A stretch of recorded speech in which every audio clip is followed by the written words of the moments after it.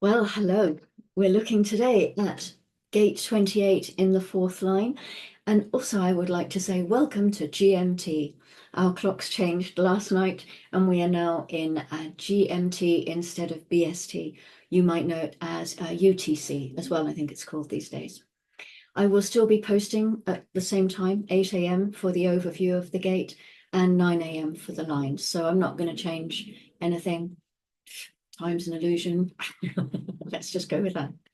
So the fourth line of gate 28 is called holding on. Here we have a different process because here we have a transpersonal process. Remember, I mentioned the effect that the 28 has on the 57. When the 28 is present in your design, it will always make the 57 more altruistic, less selfish. So one of the things about the intuition that begins in the 28 is that it is about the empowerment of well-being for others so that we can feel good about the death process, so that we can feel good about being a species that is born to die. And you can only feel good about such a thing if you see that there's something of value, something that is a direct result of your movement. It makes me wonder whether the thing that we have as humans of leaving our mark, so many people, it's like they want to leave something behind them. If this is driven through that 28. The fourth line recognizes that the struggle is at the other end, and that makes a big difference. If you're looking at taking a risk and your lower trigram, you don't really know what you're going to come up against. And often that can be painful.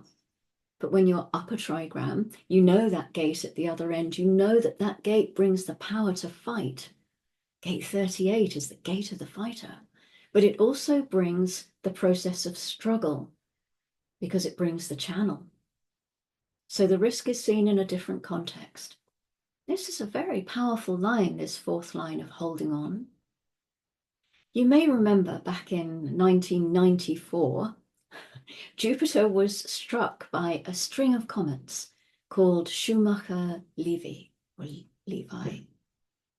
Jupiter was in this line, in the 28-4, when that happened, holding on, getting whacked by all of these comets, but holding on. There's a lifetime learning, the ability through whatever means to keep one's grip. The 28-4 is a very unusual line. It's part of the cross of the unexpected, and therefore very unexpected things come out of this line. All fourth lines, due to their nature of externalization and due to their one-trackedness, they're very focused on one aspect, and here they're focused on holding on. These people hold on to their struggle and nothing can pull them from that. They're very one-tracked, very fixed in their struggle. No matter what the struggle is, no matter what they have to go through in their drive to externalize, they can really hold it together. The exaltation says the application of knowledge to exploit opportunities, and usually for the greater good. A depth of intuition at its best in struggle, and often of value to others. Fourth line opportunists. They can really externalize, and they're externalizing that intuition that is there to guide them so that their life is of value. Nobody has to do what is not of value to them, not as long as they're living out their design. Not no way, not no how. The Ravi Ching is not written for people who are waking up. Ra said that it's an improvement over the original, for sure, which was written for a psyche 5,000 years ago or something. But it's still not at the point where the language here is written for the awake. Ra said that he would write a totally different book for those who'd woken up. We could write our own Ravi Ching. This was something else that he said, if you had that in you, write your own Ravi Ching because of the uniqueness that we hold, the differentiation that we are here to express. Oh, it's lovely having this book, but it's, again, generic because it can't be anything else. It can't be anything else, but we can write our own Ravi Ching.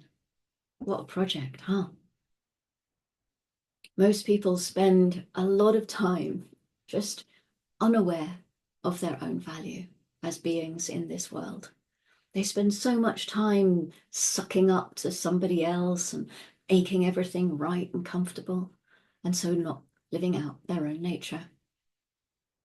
So one of the first things to recognize about the language here is that it's here to show you what you've experienced as an unawake, unaware being. And the moment that you enter into this process properly, the moment you're living out your nature, it is not that the basic genetics change, but the way they will come out changes. And if you think about the crystals of consciousness and you imagine that they're covered with some sticky, grungy stuff, molasses or something like that. So what we're doing as we go through the deconditioning process is we're kind of chipping off the bits of molasses, or we're tearing the crust off the crystals so that what comes through shines through. Right now, we've got all this crusty conditioning stuff covering up our crystals.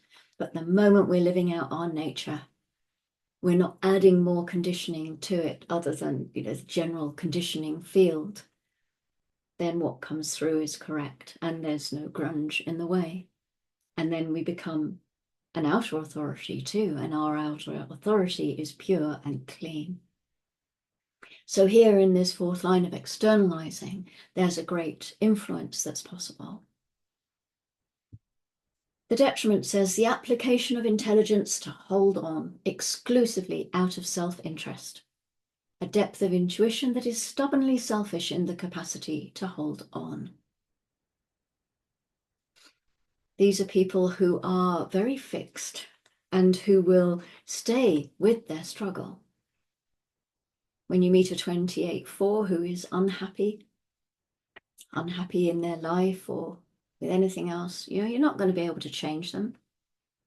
They're going to be fixed on that until they get it for themselves. This is individuality, and where there is any individuality in your nature, you can never afford to have somebody else to be your guide for that or to be your influence for that. You really can't. The 28-4 who is depressed, who has turned their melancholy into depression, you can't say anything to them. They don't care. You can't teach them. They have to know it themselves because it's individual. And as part of the caring process, we can see that individuals care in a very peculiar way. Imagine that you have two individuals standing on a street corner, and one of the individuals steps off the curb, and the other one can see that there's a car coming. And so they reach and they pull that first person back, grabbing them by the jacket, pulling them back. You know what that person's going to say? They're going to turn around and say, "What the fuck? What are you doing? Who the hell do you think you are? I know how to cross a road. Leave me alone." And they have a big fight and they don't talk to each other for a week. Ra said that an illustration of proper individual caring is that the individual steps into the street, the other individual sees the car coming, and they're just like, "Oh, I wonder what's going to happen now." And if that individual steps in the street, gets hit by the car, that's when the moment for the second individual to go over and say, "Anything I can do? I can see you're hurt. Would you like me to care for you now?" It's a very different way of seeing caring. It's not a homogenized caring. It's not a generalized kind of caring. And it can look very uncaring. So we have to change our perception of what we're looking at. If you go up to any individual that's depressed and you tell them that you've got the answer, oh, are they ever going to blow you off?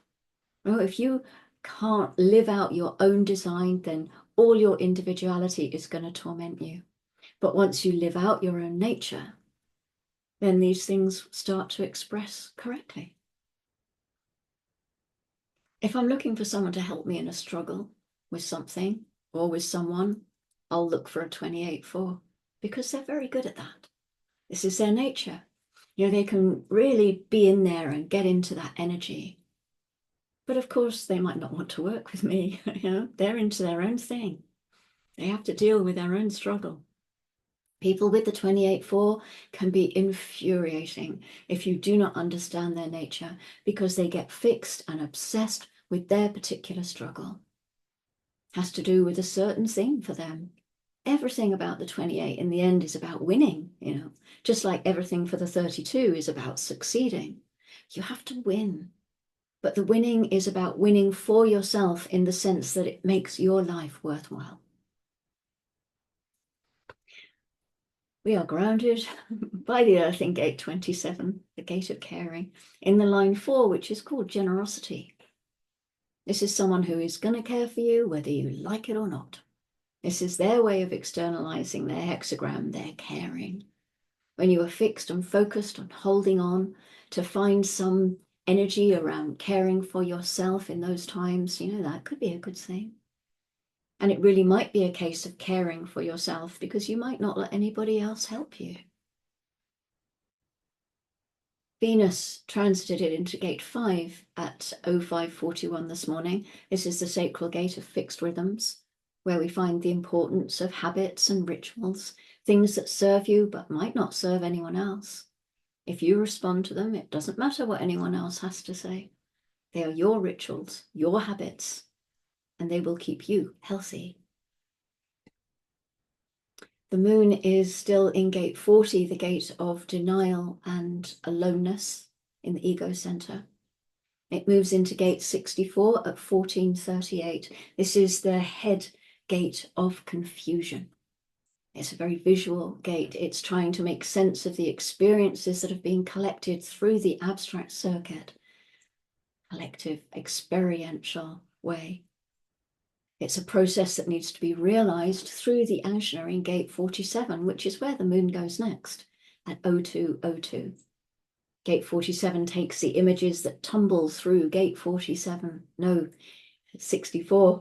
Gate 47 takes the images from 64 and makes sense out of them, passing them downstream to gate 11, where they may just turn into ideas that the 56 can make into a stimulating story to share with the collective. This is our 4th line, our fixed networking 4th line. Thank you very much for joining me. I will be back tomorrow with the 5th line.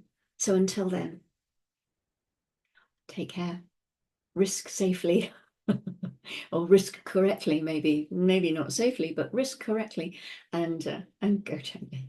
Bye-bye.